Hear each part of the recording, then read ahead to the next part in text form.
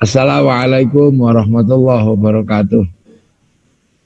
Ini semarak Muharram dalam situasi pandemi ini masih bisa kita jalankan. Muharram ini dibahas cukup banyak dalam kitab-kitab yang ada di dalam tradisi pesantren. Bahwa ini adalah bulan yang mulia, bulan yang sangat dimuliakan oleh Allah untuk kaum muslimin, untuk dilewati dengan ibadah-ibadah. Sering kita baca misalnya dalam kitab I'anatul Talibin terkait Asyura dan Tasu'a, yaitu puasa di bulan Asyura. Apa kita diperintahkan di situ yang salah satunya adalah bersedekah dan memberikan santunan anak yatim. Itu adalah perintah yang secara tekstual selalu bisa kita jaga. Sampai hari ini oleh tradisi santri. Yang kedua, di bulan itu juga ditetapkan oleh Sayyidina Umar sebagai awal penanda tahun baru Islam yang diawali dari tonggak Rasulullah Shallallahu Alaihi Wasallam hijrah dari Makkah ke Madinah. Dari akar tekstual dan dari akar historis, memang bulan ini adalah bulan yang penuh berkah. Bulan yang memang diajarkan kita untuk menghormati dan menghargai. Nah, dua akar ini kemudian menjadi semakin kuat ketika bulan Muharram atau bulan Asyura ini menjadi penanda sebuah peristiwa besar. Sebuah peristiwa di mana ada peristiwa yang memilukan yang terjadi karena konflik kaum muslimin, sehingga kemudian tercerai-berailah pejuang-pejuang Islam yang pernah dirintis dan dikembangkan oleh Rasulullah Muhammad SAW. Hal itu ditandai dengan peristiwa agung yang terjadi di bulan Asyura.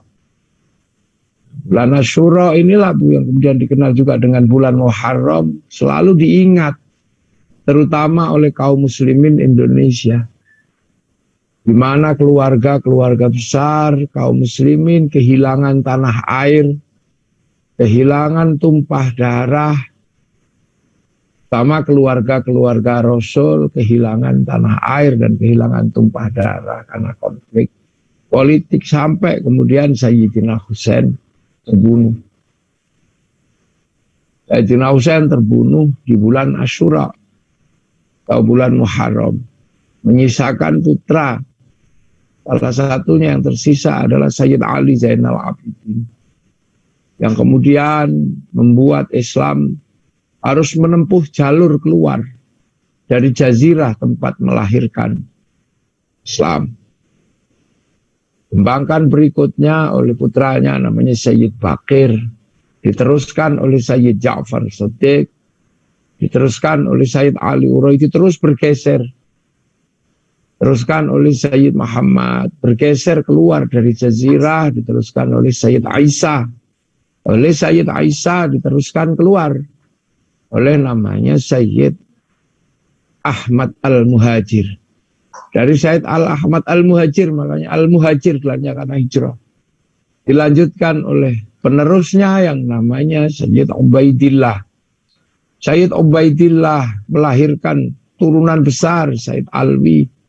Nah, Sayyid Alwi bin Ubaidillah bin Ahmad Al-Muhajir inilah yang melahirkan Alawiyin. Sekarang banyak di Indonesia. Ada Asgaf, ada Syihab, dan yang lain-lain. Ada Al-Jufri bin Yahya, dari Alwi bin Baidillah bin Ahmad Al-Majid. Dari situ lahir generasi hebat namanya Sayyid Muhammad. Teruskan oleh Sayyid Alwi melahirkan Islam keluar dari jazirah. Kemudian teruskan oleh namanya Sayyid Sayyid Ali Khalid Qasam. teruskan oleh Said Mirbat, diteruskan oleh Said Alawi Amil Faqih. Sampailah kemudian Islam keluar jauh di Mongolia, teruskan oleh Said Abdul Malik yang melahirkan klan besar namanya Azmat Han. Dari situ diteruskan oleh Sayyid Ahmad Jalaluddin, udah bergeser ke Campa. Teruskan Said Muhammad sampai di daerah Pase. Kemudian sampailah, kemudian diteruskan oleh Sayyid Jamaluddin Al-Husaini Al-Kabir yang melahirkan putra, salah satunya adalah Sayyid Ibrahim As-Samarqandi yang kemudian melahirkan putra yang dikenal dengan nama Raden Rohmat Sunan Ampel. Hingga kemudian Nusantara mengenal agama Allah, mengenal agama yang diajarkan oleh Rasulullah. Jadi salah satu barokahnya orang tukaran itu juga di situ ada.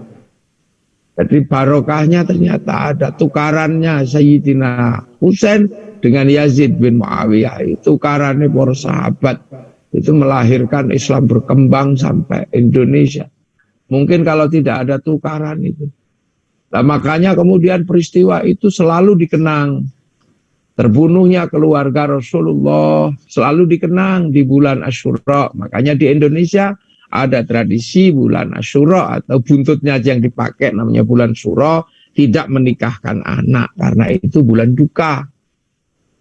Kemudian di daerah Sumatera ada iring-iringan memikul, istilahnya adalah tabui.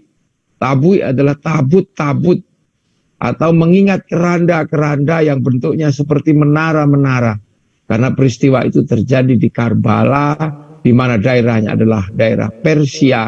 Orang Persia sangat menghargai Manaro, karena dulu Manaro adalah tempat menaruh api untuk menjadi tempat ibadah. Setelah masuk Islam, apinya dibuang, Manaronya ditaruh di depan masjid atau ditaruh di tempat-tempat yang dianggap suci, yang akhirnya sampai di Indonesia namanya menara, atau orang Jombang menyebutnya menoro. Nah begitu sampai di sini peristiwa itu selalu diperingati. Diperingati oleh para ulama yang membawa Islam.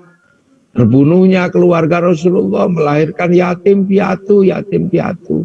Maka selalu diperingati hari ini dengan santunan anak yatim. Tumpahnya darah dan pecahnya tulang selalu diperingati dengan bikin bubur warnanya merah putih. Yang itu akhirnya kemudian menjadi inspirasi besar yang akhirnya menggerakkan masyarakat Nusantara. Cerita tentang kehilangan tanah air yang dialami oleh para keturunan Rasulullah, para kaum muslimin yang terombang-ambing, maka kemudian betapa orang-orang yang datang ini sangat menghargai keamanan tanah air, keamanan sebuah bangsa. Sehingga ketika menyebarkan Islam pun tidak pernah merusak sebuah bangsa, tidak pernah merusak tanah air yang ada. Karena beliau selalu diajarkan bahwa betapa sakitnya, betapa susahnya kehilangan tanah air. Maka ketika datang di sini dengan kekuasaan bangsa Majapahit, orang-orang ini tidak pernah merusak Majapahit. Mereka ikhlas ketika ulama disebut sebagai kiai, ketika sholat disebut sebagai sembahyang, ketika musola disebut langgar. Tidak ada masalah, karena kedamaian adalah sebuah kunci untuk membangun sebuah peradaban manusia di mana yang dicita-citakan oleh Rasulullah. Sistem membangun kehidupan luar biasa, tanpa ada marah-marah, tanpa emosi, tidak merusak, tidak dengan perang karena pengalaman sejarah. Kalau dengan budaya, digerakkan dengan budaya, dengan cara seni, dengan cara tutur, semua digerakkan. Tetapi pelan-pelan ketika percontohan Islam yang demikian bagus mulai bisa dipahami oleh orang-orang di Nusantara, terbentuklah sebuah komunitas egaliter yang tadinya raja, yang tadinya hamba, yang tadinya kawulo, tadinya gusti, mulai diperkenalkan dengan cara kehidupan yang diajarkan oleh Rasulullah, di mana seluruh manusia saling bertanggung jawab. Rasulullah mengandaikan kehidupan adalah kullukum ra'in, kullukum mas'ulun an ra'iyati, kalian semua saling bertanggung jawab. Maka pelan-pelan konsep ra'iyah diperkenalkan dan terapkan menjadi sebuah konsep kehidupan yang baru di Nusantara. Sehingga lahirlah konsep ra'iyah yang akhirnya diserap ke bahasa Indonesia menjadi rakyat. Konsep ra'iyah adalah konsep rakyat yang pernah digagas oleh Rasulullah dan itu bisa diwujudkan di Indonesia. Dan satu-satunya bangsa muslim dunia yang sanggup menyebut penduduknya dengan sebutan Rasulullah dengan rakyat hanyalah muslim di Indonesia. Itu sesuatu yang luar biasa. Mulai diperkenalkan dengan konsep hidup yang luar biasa yang pernah diajarkan Rasulullah. Tapi tidak kemudian melukai bangsanya. Yang tadinya hamba sahaya masih diperbolehkan menyebut saya. Yang tadinya hamba masih boleh menyebut diri hamba.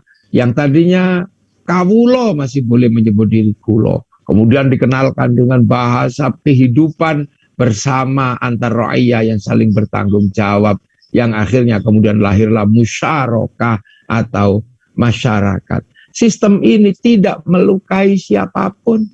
Cara bernegara, cara berkehidupan, sampai akhirnya kemudian kaum muslimin yang mayoritas, yang kemudian sudah punya pengalaman bagaimana menjaga tanah air, karena pengalaman hilangnya tanah air, pelan-pelan namun pasti para wali membangun kawasan-kawasan yang dicita-citakan oleh Rasulullah. Karena pembangun kawasannya para wali, maka akhirnya teritori yang dibangun oleh para wali disebut dengan wilayah. Wilayah itulah yang akhirnya kita kenal dengan Negara Kesatuan Republik Indonesia.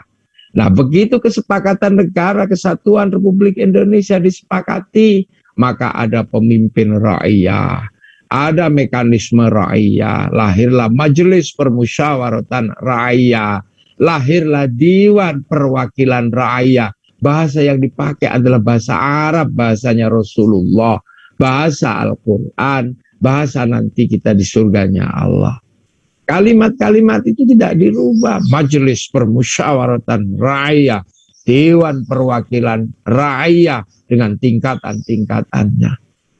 Nah, ketika itu kemudian disepakatilah bagaimana hidup bersama kaum muslimin yang mayoritas, kemudian mensepakati landasan bersama hidup, landasan bersama yang kemudian menguasai, mengawasi teritori namanya Negara Kesatuan Republik Indonesia. Semenjak itu ada aturan main, ada aturan bersama, ada aturan undang-undang, ada aturan kemaslahatan bersama, bahwa kemudian keberadaan negara dan masyarakat diatur oleh undang-undang. Nah, keberadaan undang-undang inilah yang kemudian akan menjamin kemaslahatan sebuah negara bisa dirasakan oleh rakyat. Dalam sebuah konsep tasarruful imam ala ra'iyah manutun bil maslahah.